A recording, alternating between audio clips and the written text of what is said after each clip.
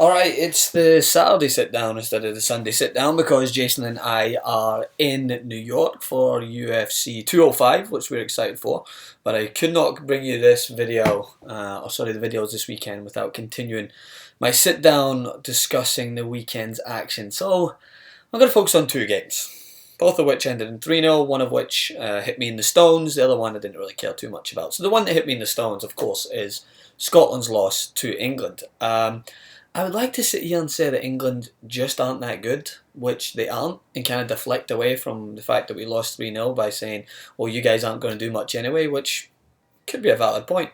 But Scotland they're just so hard to watch sometimes. Like, I go back to the previous game where it was one of the most diabolical Scottish performances I've seen. In this game, we showed promise in the first half. I think it could have easily been 1-1 or 2-1 going in to the second half, but Scotland need to use their head.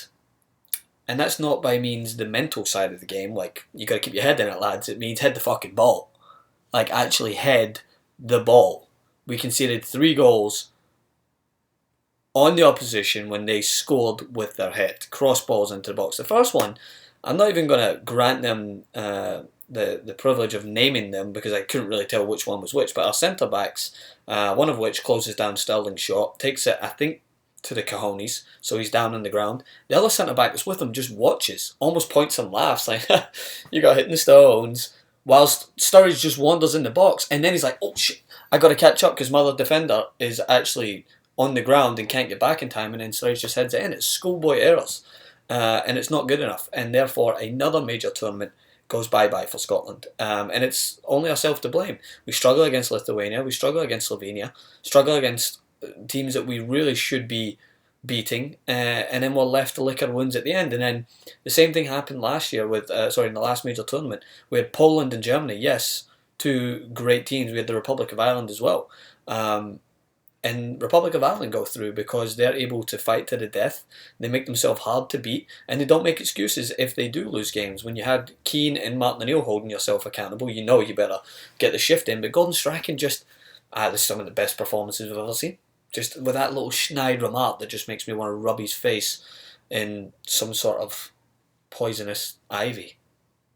Makes sense. So, I'm not too happy about that. But let's move over to something else, which is Brazil. Are they back? Well, this is a completely different Brazil team because you know what happens when you actually put out Brazilian players who are quality? They will continue to prove that they are a dominant force. Coutinho, who's undoubtedly one of the best number 10s in the world at the moment, scores an absolute beauty against Argentina. And Brazil, yet to be beaten, I think, in a ridiculously long time in World Cup Qualifiers, especially against Argentina.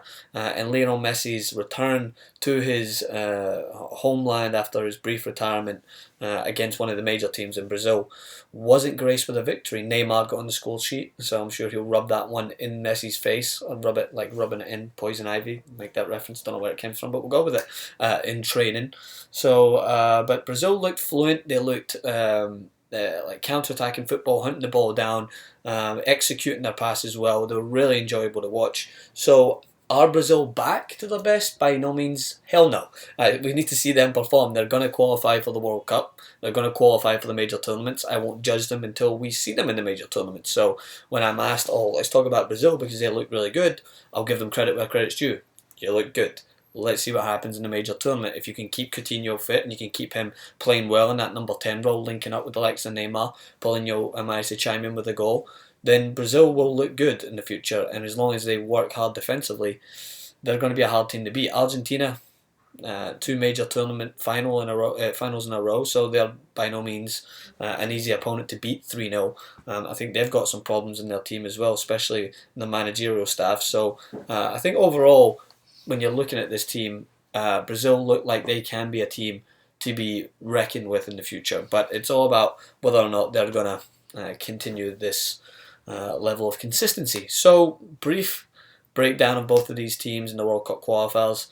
It's a sore one to take for Scotland, especially against bitter rivals England, who I hated for those 90 minutes, and still hate a little bit more so because I'm getting a lot of stick on Twitter and on Facebook. Blah, blah, blah. You can give me stick, Francis_Maxwell. I'll take it.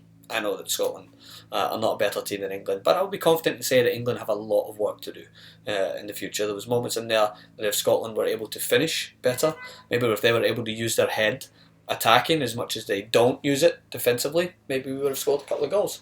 But in the meantime, I will drink my sorrows away probably, and we'll be back with some UFC coverage, so look out for that, because we are in New York. We are ready to go to Madison Square Garden to cover this, and let's hope my hair is under somewhat control. For then, check out my Instagram. Hopefully I'll get a selfie with McGregor, Francis Maxwell host, and I'll see you guys soon.